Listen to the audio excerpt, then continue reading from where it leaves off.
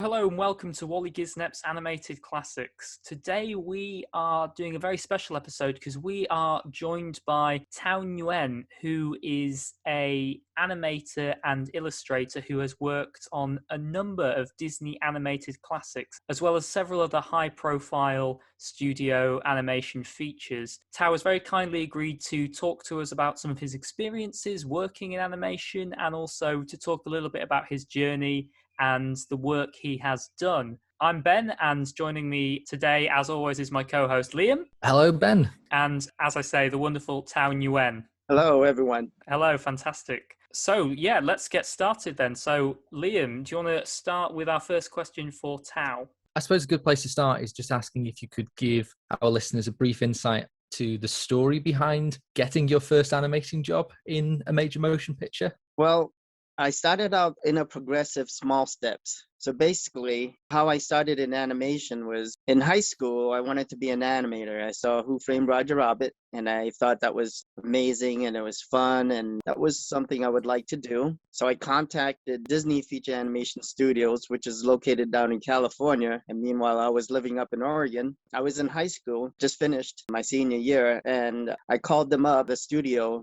and I said, how can I become an animator? Would you guys train me? I'll pick up the trash, whatever you want to do. I'll do it. Just tell me, what do I need to do to become an animator for you guys? And so they said, well, you should go to school for that. We have a great school, which is called Cal Arts here in California. It's a school that I learned that Walt Disney himself helped build. And it's a school for film and acting and fine arts and a bunch of other things. So I said, okay, I guess I will try Cal Arts. And I researched some more and I tried to apply for it. And I didn't make it my first time. It was kind of disappointing. But my mom told me I should go down to California and establish residency. And that's what I did. So for 1 year, I went down to California to establish residency for California residency so I can get a discount on my schooling. So for that 1 year, I actually worked at Disneyland. It wasn't Disney Studios, but it was. It had the word Disney, so I was a little bit closer.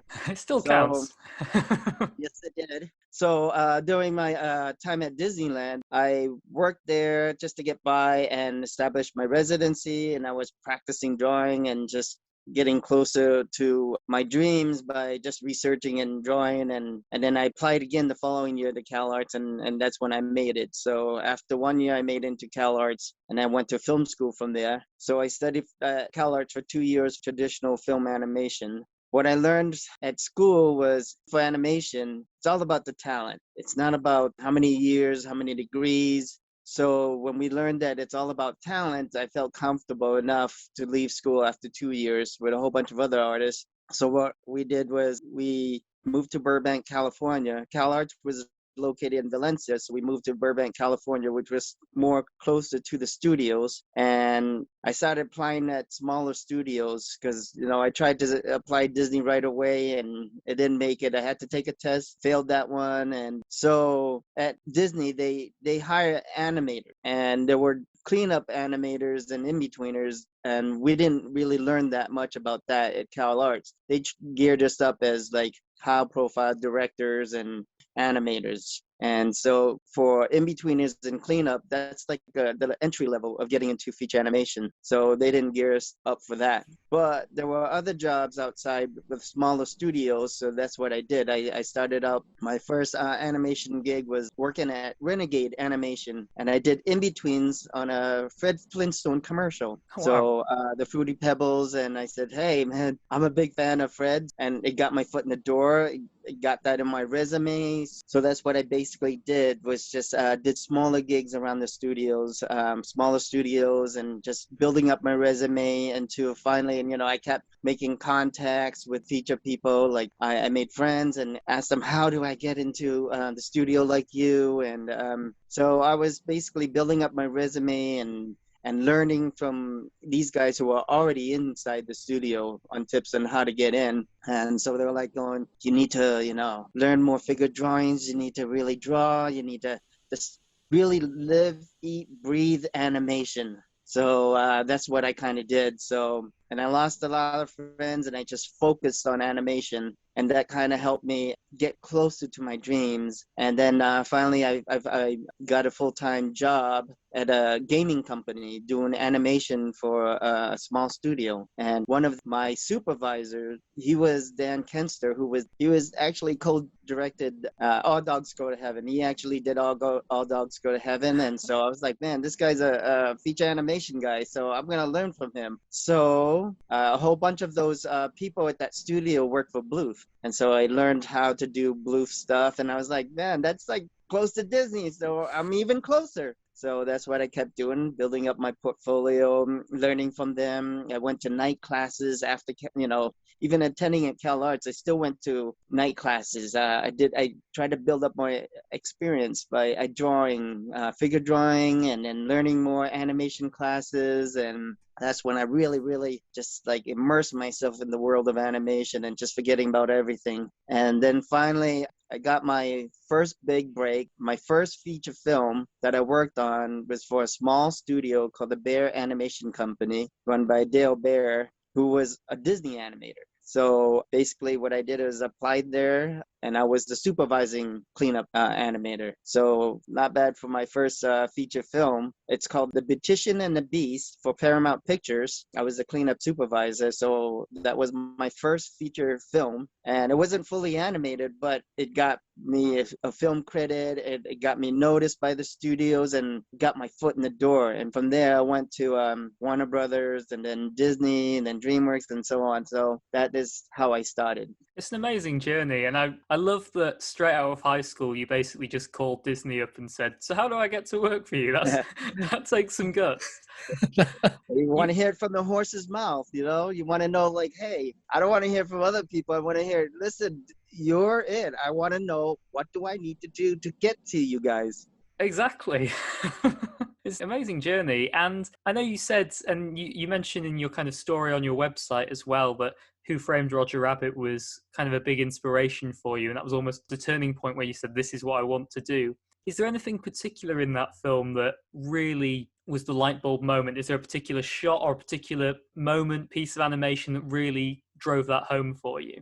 Well, back then, for Roger Rabbit, the combination of live action and animated characters, to have them interact with each other, I was like, man, that's kind of cool, to see like a cartoon interact with a person and act and then made you feel things, you felt you want to laugh, you want to just feel sad for certain scenes, and you want to, it's just an emotional film. It's like, wow. That's drawn. You see the live action characters doing their part, but then you see this character who was drawn, hand drawn, and it's interacting with this live action character. And it makes you, I laughed during the movie. And I was like, wow, to be able to do something, that's really magic. You're absolutely right. I think that emotional reaction it's at the end of the day, it's what's at the center of all these films, isn't it? Yes. And that's a lot of the characters. I mean, that's how you feel when you watch animated movies. You're not there just to be entertained, but that's part of it, The entertainment is part of it. But when you really like think of the story and the characters, and you're like, when you get caught into it, like in The Lion King, you feel sad. That's like, what am I watching? How is this possible?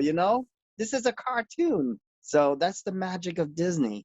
I'm always amazed, even to this day with Roger Rabbit, just how believable it is. And we discuss on the podcast that animation is about bringing to life the impossible, and the best animation can only be done as animation. And I think there are few films like Roger Rabbit that really prove that point. So I totally see how it would so affect you. But yeah, just calling Disney up is amazing. Yeah, now let me tell you something about that. Just because I called them up, they didn't get my foot in the door right away. Now I went to Cal Arts. The thing with Disney, I'm going to tell you a little secret. It took me 7 years to try to get into Disney feature animation studios. It's very, very tough process. It took me 7 years. I worked all over the industries, and took a test and submitted my portfolio a couple of times. I got a few rejection letters, not only CalArts. I got the rejection letter. I didn't make it to CalArts my first time. That's the one thing. I got a rejection letter. I got a rejection letter from Disney itself. So, but like I said, it took me 7 years because of persistent, because I was determined and ambitious. I wanted it. That was my dream, and I worked so hard for it. And finally, I was able to do it on my first feature film for them was Fantasia 2000. I worked on the Quest for Camelot, which was at Warner Brothers, and that helped me get my foot in my door into Disney. And when they saw that, I was able to open the door and get in. And let me tell you something about how hard it is to get into Disney. When I first went to work at Disney, the first day, my supervisor called me in. He said, me and this other guy, there was two guys, name is Phil, and we were in-betweeners. We were character in-betweeners. And he said to us, he pulled us into his office and he said, all right, guys, you two, first I want to congratulate you on getting in. And just to let you know, out of 2,000 applicants, you two are it. So Wow. I felt honored getting in there, getting into and working on Fantasia 2000. Oh my goodness, that was like a dream come true. Are you a big fan of the original Fantasia then? Oh, definitely anything with the old Disney classics. But to be a part of this was very special because just to see, Disney, felt like Disney was trying to the old way of trying to pioneer and recreate animation and try to do something new to experiment. They weren't just trying to like make money, It's like that was the coolest feeling, was like to be from all the films. The films, they do have to make money and they have to have a story and they have to have characters, and so the whole entire movie was all about that same character going in the journey. But with Fantasia 2000, it was about, let's see what we can do in animation. Let's pioneer and let's experiment. Let's do something different. That was so cool. And that kind of leads into something I wanted to ask, actually, was around the music in Fantasia. Obviously, the idea of both versions of Fantasia is it takes these amazing pieces of music, gives them to animators, and says what comes into your head when you hear this. As someone who worked on Fantasia 2000, how much influence did you take from the music, and how much were you allowed to say, well, this is what comes into my head, and start drawing that? Well, with Fantasia 2000 as the entry level, I wasn't able to input, I wasn't able to put in a lot of my inputs just because, one, I was just starting out. This is my second film. And so I'm just trying to get my foot and prove myself to Disney that, hey, I'm worthy of being here. I'm just as good as your artist from the past. And so I'm just there to do as my job as a in-betweener, character animator. My purpose there was to enhance the character and make that character come to life. And the animation process is not the first steps in animation.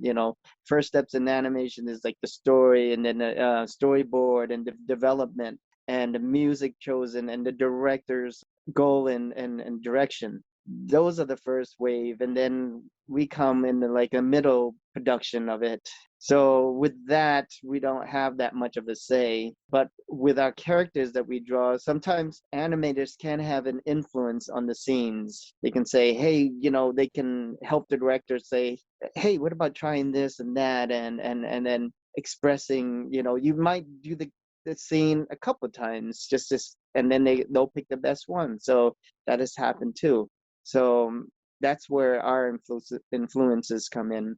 Regarding Fantasia, then, on this podcast, we're actually torn with myself. I love the concept. I really love this idea of taking existing music and giving it to directors and animators and letting them be a bit more abstract and creative, and then curating the pieces together as a feature experience. Ben, on the other hand, thinks that maybe whilst the shorts work, having them together as a feature isn't always the best option. And on this show, the the premise we're sort of going with is we're curating our own list. We're going through the animated classics to sort of weed out the best of the best. And when we looked at Fantasia and Fantasia 2000, we were torn on it. So it's currently in the waiting room to see whether we could make an argument for or against. So I think it's quite fair that we can give you the deciding vote to see whether you think the concept of Fantasia, because I think what's great about it is that Fantasia and Fantasia 2000 they're two parts of the same project. This idea of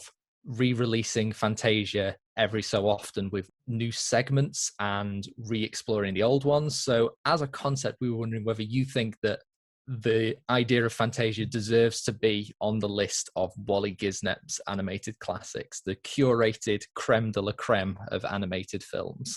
I guess the question is, if you had to make a list of the absolute best of the best Disney films, let's say you had to do a top 10, would Fantasia make the cut for it or not?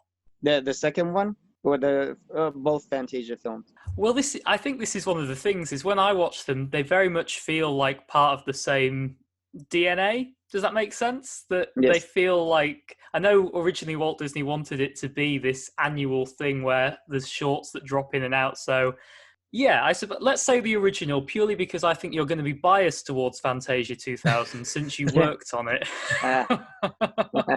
Well, that would be a tough one too. I can't decide which is better. I would not, What I think is with the Fantasia movies, if you're asking if I would include them in the top Disney films, like the best of Disney, it's its own category. So you can't really, put it in that list of like what's best, just because it was a whole bunch of different segments and different artists and directors working on several pieces. It's like a whole bunch of mini movies. Now, I could probably say some of the segments of Fantasia would be on my list of like best of the best, it broken down. But I wouldn't say overall the whole movie is like the best top 5. But I can say certain parts of Fantasia was like, wow, that was cool.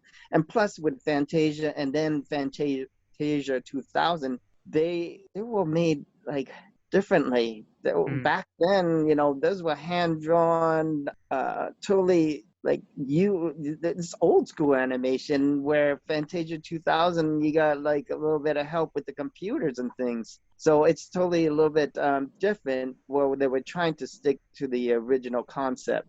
But so yes, I would say I'm proud to be part of that movie, just because they were trying to show their best. Well, most Disney movies are always putting out the best of their talents, every Disney movie. But not every Disney movie was a success. But on each movie that you're trying to work on, you're trying to do your best, no matter what department you're in. If you're in music, if you're in directing, if you're in anime, you always want to put your best. And that's what the Disney standard is. We are the best and at what we do. And so, as you can see, the movies show for it. It's a really interesting response, and you've sort of touched on something we're both quite curious about. Looking at the time period when a lot of your film credits are linked, Tao, is that sort of late 90s, early noughties, when we're starting to see that transition into, obviously computers are being used more for traditional 2D animation, but also you're starting to see that transition into CGI. I'm thinking you worked on Atlantis, The Lost Empire, for example, which obviously has quite a split of the two. What's been your experience of that transition, and how do you feel about animation moving in that more sort of 3D CGI generated imagery? Well, with where I started, a lot of it was a hybrid of the two. So I mean, they were trying to combine 2D hand-drawn animation with 3D animated characters, like Treasure Planet, for an example. I worked on that one, and Captain Amelia. There were times when I had to draw her, and where the ship is moving, and I had to use the ship for background. So with Treasure Planet, it was like a hybrid of computer and character animation. So you got the 2D characters, and then you got the 3D characters and the 3D background. And so there were times when I had to draw just the character alone and without the background. And there were times when I had to draw the characters on a 3D printout, like the ship, Captain Amelia on the ship. And the ship is turning, and And so I had to make the character work with the 3D background. And then when you put them together, it just looked seamless. And then you take Ben, the robot. He's a 3D animated character. And then, so with my films back then, of course, it's a learning experience. Every film is a learning experience. And with all that 3D technology that they were doing, they were preparing, they were getting better and better, and we're getting better and better for each film. So it was a plus to be a part of that, experience. Absolutely. One thing that stood out to me in your journey is there seems to be quite a lot of turnaround, and I think it's quite a common story in animation. I was wondering just how that affects your mental resilience when you're working from project to project, particularly when it takes so much work and effort. As you said, 2 out of 2,000 applicants to get in with Disney, and then when it seems to be project-based work and then just more turnaround. I was just wondering how that affects your mental resilience as an artist. I loved it because, you could be drawing a character for 8 hours, the same characters for 8 hours a day, in and out, the same. But the good thing about it is the project comes to an end, and the cool thing is you get to work on another project. And I'm like, oh man, I thought the last project was cool, but now this project is coming up, and it gets you all excited again. And with Atlantis, I work on Kida, Princess Kida, and then Treasure Planet, I worked on Captain Emelian and Scroop. There's 2 characters there, so it changes, and that's what's so exciting. To work on different projects. I worked on the Iron Giant, and that was a different experience. I worked on the SpongeBob movie, and that was another different experience. So each project has its own, like, I feel special just working on each project. It's just different, and you can have fun with drawing the characters, and then, but again, it comes to an end, and then you move to another project. But and you build experiences, and then you build, and from working from one studio to another studio, I get to meet all these other artists there, and I build relationships and make friends. And that's the best thing about working at studios. It's not just the projects, you're working with different people. So I'm very honored and blessed to have worked on these projects. So 15 films is it's a great honor.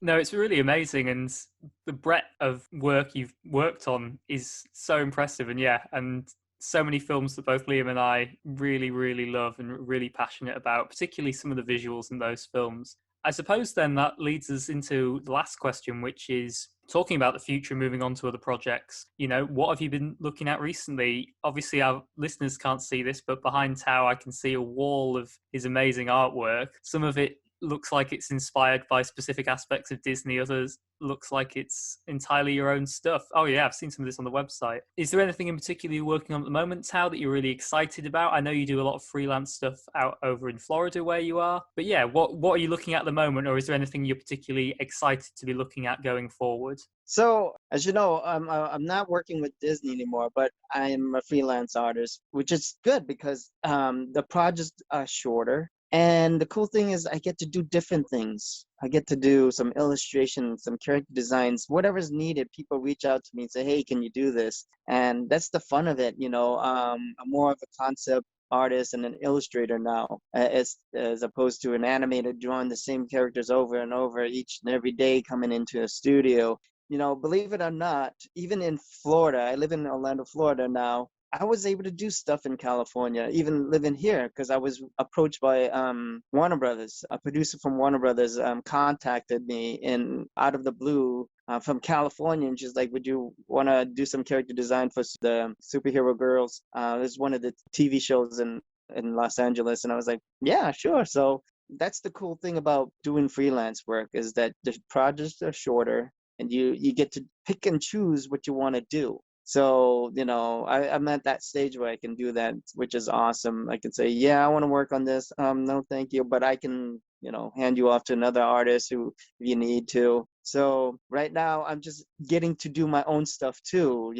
Finally, I've learned from the studios, and I get to do my own projects and I get to do my own artwork, which I haven't, working at the studio, you're working so much, all you do is stuff for the studio, but you're a creative being and you want to do your own stuff. So now I'm finally getting that chance to do a little bit of everything. So I'm pretty happy to where I'm at. I think really you've managed to kind of get the best of everything there. You've had the film credits and you've worked in that very intensive studio environment, and now you've got the opportunity to kind of explore things at your own pace, which is absolutely fantastic. Listen, Tao, thank you so much for taking the time to talk to us. We massively appreciate it. If anyone's interested, you can find a lot of Tao's work on his own website, taonyugenarts.com. We'll put a link in the description. There's a lot of fantastic original work in there and work that's inspired by and influenced by Tao's love of Disney, which I think comes shining through from just talking to you even in this brief time. Thank you, Ben.